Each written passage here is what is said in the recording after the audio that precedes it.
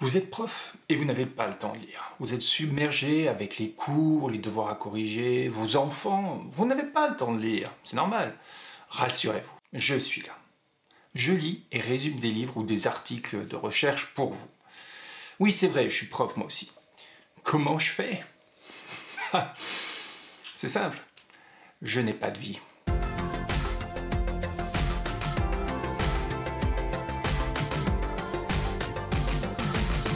Bonjour, je m'appelle Nicolas et je suis un prof heureux. Si vous êtes nouveau sur cette chaîne, sachez qu'on y parle pédagogie, recherche en éducation, outils numériques.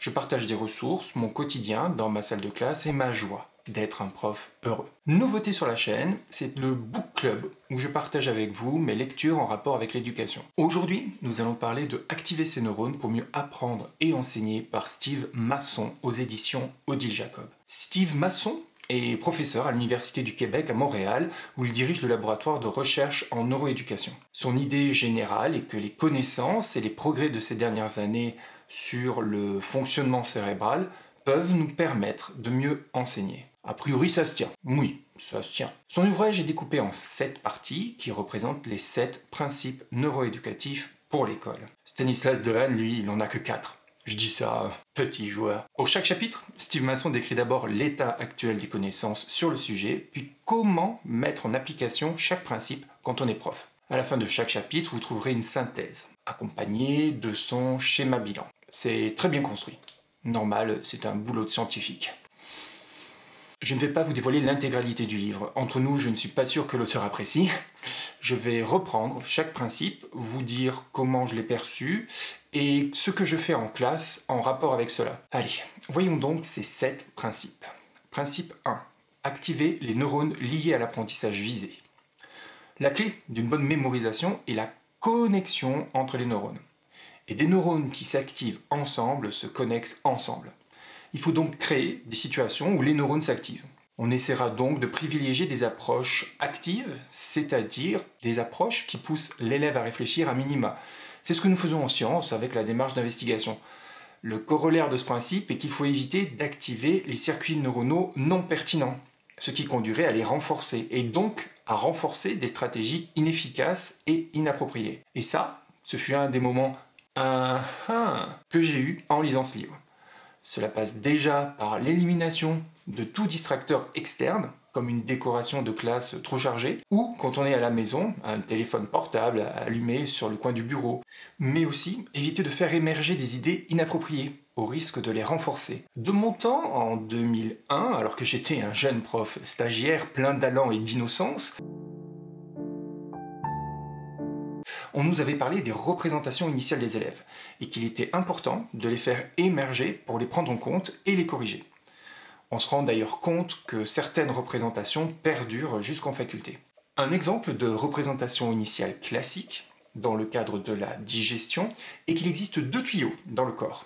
Un pour les aliments, qui donnera le caca, et un pour les liquides, qui donnera le pipi. Je faisais dessiner la représentation aux élèves et j'arrivais effectivement à ces schémas-là. D'après Steve Masson, si je comprends bien, cela ne serait donc pas forcément profitable. Voici ce qu'il m'a répondu sous une de ses vidéos YouTube quand je lui ai fait la remarque.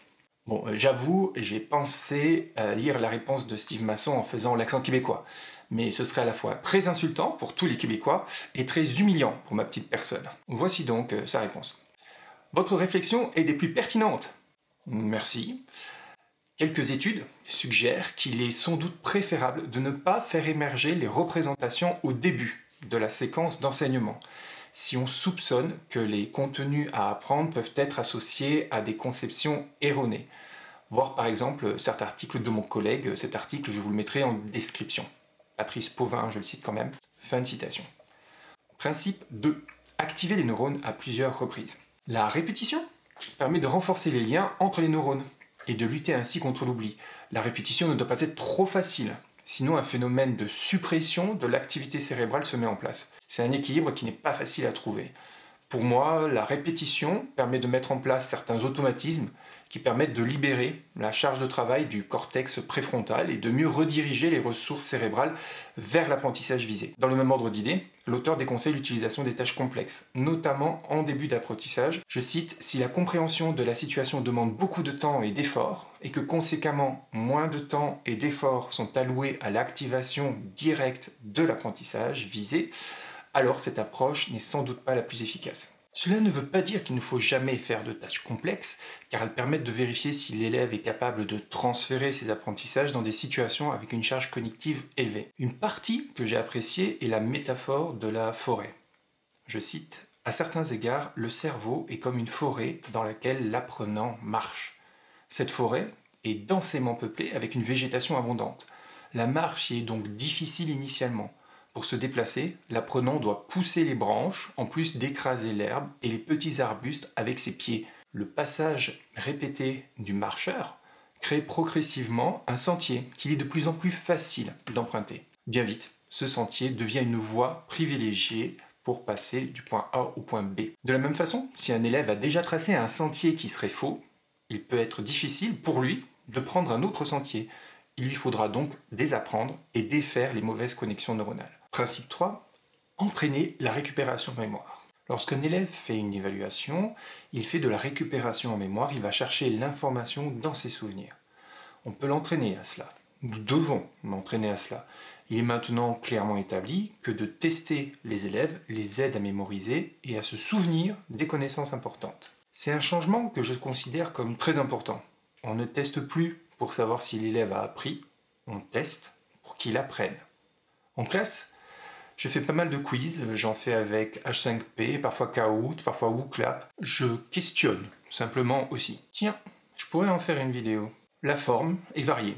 Les élèves ont aussi des fiches de révision ou d'auto-questionnement. En voici une par exemple. On la remplit ensemble, puis à la maison, ils plient la feuille en deux, les questions sont devant, ils essaient d'y répondre et on regarde à l'intérieur si c'est bon ou pas.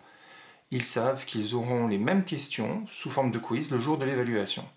Ce sont les points saillants du cours. Je ne cherche pas à les piéger. Et du coup, il n'y a pas de surprise.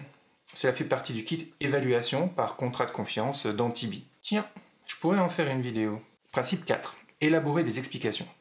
En faisant élaborer des explications, on renforce les réseaux de neurones, mais surtout, on renforce les liens entre les réseaux entre eux, entre les connaissances antérieures et les nouvelles connaissances.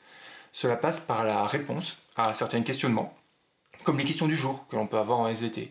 Les élèves peuvent également s'auto-expliquer. Steve Masson évoque les cartes conceptuelles également. Toujours pour éviter de renforcer des erreurs, il faut éviter d'activer les mauvais réseaux neuronaux. Une clé est la rétroaction immédiate. Bon, quand on a 30 élèves et que les élèves rédigent leurs explications, ce n'est pas toujours facile de leur donner efficacement ce feedback. Personnellement, j'ai une checklist de réussite où les élèves cochent ce qu'ils ont fait, vérifient qu'ils ont bien tout expliqué. Ces fiches sont aussi utilisées lors des évaluations de fin de chapitre. Les élèves peuvent ainsi améliorer leur travail tout le temps. Et c'est mon unique but, les aider à progresser en permanence. Principe 5. Espacer l'activation des neurones. On en a un peu parlé, mais l'activation répétée et rapprochée des mêmes neurones conduit à un phénomène d'habituation et à une diminution de l'activité cérébrale. Il faut laisser le temps au cerveau de renforcer les connexions, d'où l'importance du sommeil. L'idée est donc de travailler plus souvent et moins longtemps. Il est intéressant aussi d'entremêler les sujets d'apprentissage. Inutile de bûcher comme un sourd sur le même sujet toute la journée. Même si c'est contre-intuitif, il est plus efficace à long terme d'alterner les sujets d'études. Dans ma matière, par exemple, les sciences de la vie et de la Terre, le programme est découpé en 3 parties. La planète Terre et l'environnement, l'évolution des êtres vivants, le corps humain et la santé. Avant, je faisais une partie par trimestre. 3 mois sur la Terre, 3 mois sur les êtres vivants et 3 mois sur le corps humain. Désormais, j'alterne les thèmes à chaque fin de chapitre, soit toutes les 3 semaines environ. J'y vois plusieurs avantages. Cela permet de revenir plus régulièrement sur des notions passées, en faisant donc des répétitions. On diminue l'oubli, et cela permet de lutter contre une certaine lassitude aussi de la part des élèves. Principe 6. Maximiser la rétroaction. La rétroaction, ou feedback, c'est le retour sur la prédiction. Un schéma résume bien cette partie du livre.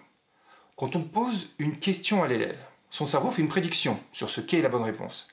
Si c'est le cas, la rétroaction est positive. Cela entraîne une décharge de dopamine dans le cerveau activation du circuit de la récompense et renforcement des connexions cérébrales. Si la réponse est erronée, il y a une rétroaction négative, activation du cortex singulaire antérieur et modification des connexions cérébrales. Pour que les rétroactions soient efficaces, il faut qu'elles soient nombreuses, qu'elles soient équilibrées entre positives et négatives.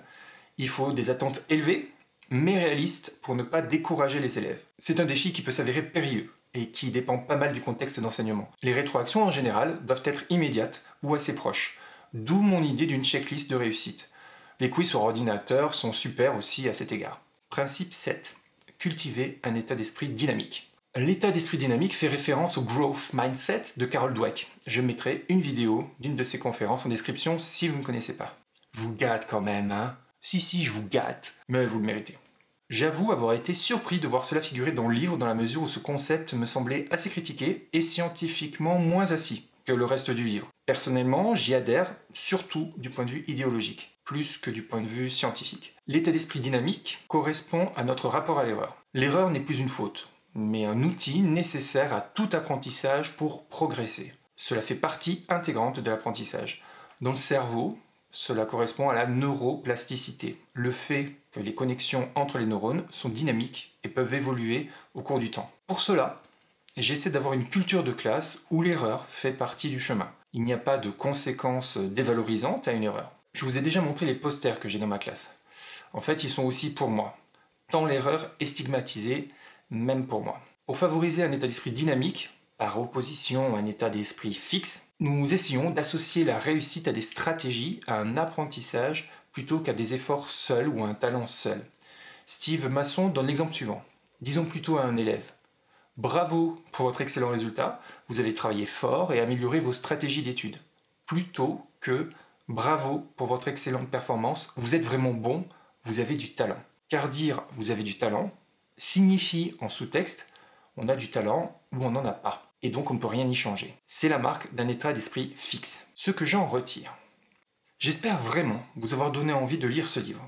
Je n'ai fait qu'en aborder les points forts, vous trouverez d'autres exemples et des explications bien plus précieuses à l'intérieur. J'espère aussi ne pas avoir trahi les propos de l'auteur. C'est un livre que j'ai adoré. Il a flatté le scientifique qui est en moi, c'est bourré de références et d'études. Je vous préviens tout de même, il y a beaucoup de vocabulaire lié à différentes zones du cerveau. Ce vocabulaire peut effrayer ou dérouter parfois. Cela demeure largement accessible, rassurez-vous.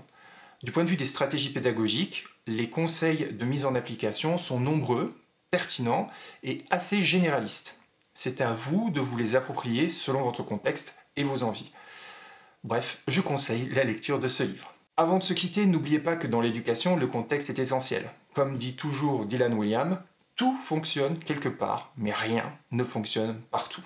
N'hésitez pas à mettre un pouce bleu, car la recherche en éducation est quelque chose qu'on ne voit pas souvent sur YouTube. Et abonnez-vous si vous ne voulez pas manquer notre prochaine discussion. À la prochaine, n'oubliez pas d'être heureux. Merci d'être resté jusqu'au bout. Ciao. Et puis on partage aussi, hein, si jamais ça vous semble intéressant. Hein. Oui, partageons.